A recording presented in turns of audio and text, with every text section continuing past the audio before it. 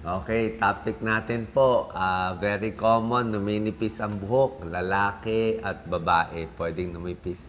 Tignan nyo po to, pag ganito nakikita nyo pagkaligo nyo, 10 buhok nawawala. Pag ganito, 50. Ito, 100 hairs in a day. Ito, grabe 400 na yan. Ito, 750. Ganyan na karami ang buhok. Kaya delikado. Pag tumatanda talaga yan, edad 35, edad 50 years old, 85% numinipis na ang buhok. Dalawang pattern. May manipis na buhok pambabae, may panlalaki. Pag babae, dito, tingnan nyo sa babae. Sa babae, dito numinipis. Sa tuktok.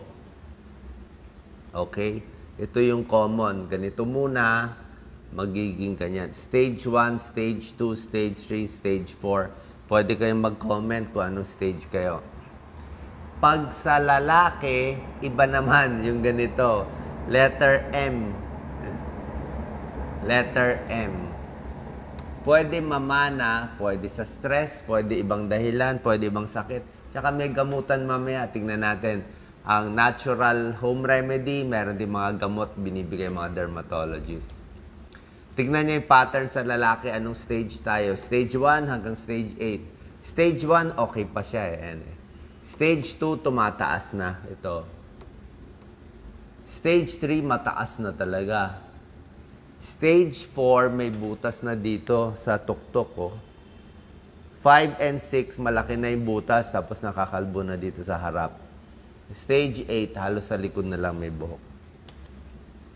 So, yan ang normal hair growth yan. Sa umpisa, tapos nalalagas, pero dapat may tutubong kapalit. Okay, anong cause? Maraming cause. Pwedeng, bukod sa namamana sa magulang, pwedeng may thyroid problem, pwedeng may PCOS, pwedeng kulang sa vitamins, malnutrition. Yan. Pag sa babae, stress, hormone, anemic. Okay? Baka sa styling, lagi kayo nagpapakulot, nagpapastraighten, nagpapa-hot oil, nagpapa-blower. Ayan yan mga problem pag sa babae. Menopause, numinipis din ang buhok. Ito, hair fall, pwedeng thyroid problem, chinecheck. Buntis, pwede rin. Pagkapanganak. High cholesterol, stress ito. Yung napopoknat. Pag na-stress yung tao, meron yun talaga. Okay? Ngayon, didiretsuhin ko na yung gamutan. Ito binibigay ng dermatologist. Ito binibigay ng derma ko, si Dr. Catigo. Merong generic po ito lahat, wala tayo na-endorse. Ito talaga yung tinuturo ng derma at mga doktor na respectable sa mga ospital. Minoxidil, ito generic, maraming brand name yan. Parang siya, liquid nilalagay dito. Kaya lang, ang tagal-tagal, 6 months. Tsaka sabi ng derma ko, si Dr. Catigo, yung lagi kong ginigess, pwede to kung saan ka pa may buhok. Pero kung katulad nito, dito sa nakakalbong part na, kahit lagyan mo minoxidil, hindi rin tutubo So, mapapakapal niya konti, tapos manipis lang, tsaka matagal.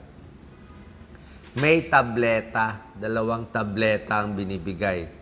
Sa babae, may binibigay ito spironolactone, pero not so common na binibigay. 40% effective, kumakapal konti yung buhok. Sa lalaki, may gamot na pang prostate na, pang malaking prostate na, pang hair loss pa. Ito yung finasteride, ito yung generic. Meron ding dutasteride na Avodart. Although ito pa lang ang US FDA approved finasteride. Yung dutasteride bago pa kasi, pero nakakatulong din. Slows down hair loss, stimulates new hair growth. So ito binibigay ng derma sa iyo. Meron pa mga ibang procedure, mga laser, mga transplant, medyo mas mamahalin. Tanong na lang po kayo sa derma.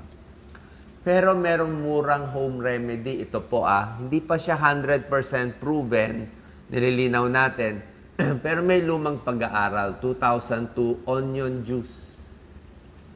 Actually, meron kami dati ditong security guard eh. Dati ano siya eh, nakakalbo siya. Nagulat kami pagkita ko may buhok na siya, ginamit lang daw niya onion juice. So, pwede naman i-try, may pro and con. Ito, sa pag-aaral, positive eh. Ito, naging maganda resulta, pero maliit ang pag-aaral. So, pwede siya. Ang maganda sa onion juice, meron siyang sulfur na dietary sulfur, maganda rin sa buhok. Meron siyang antibacterial, kaya kung meron ka mga dandruff, nakakatulong siya. So siguro parang yung more na stimulate niya yung circulation sa ulo, baka yun ang reason kaya tumutulong. Okay, may sulfur siya. Ang problema lang, baka ma-irritate ka, masyadong hindi lang mabaho, baka ma-irritate, ma-allergy ka.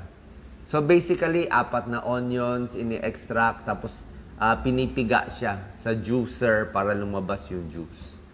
Yung iba, kung masyado maamoy, nilalagyan ng lemon. Okay, so pwede i-try, tanong nyo sa derma nyo, meron namang mga gamot na pwede ibigay, nasa sa inyo po. Hindi pa siya proven, pero walang masama kung hindi naman kayo allergy. Vitamins, baka may kulang kayo. Iron, B-complex, D. Pero basically, biotin ang binibigay nila. Merong supplement ng biotin, pagkaing mataas ang biotin. Tingnan nyo na lang. Okay, may mga prutas, grains, fish, mataas sa biotin, itlog.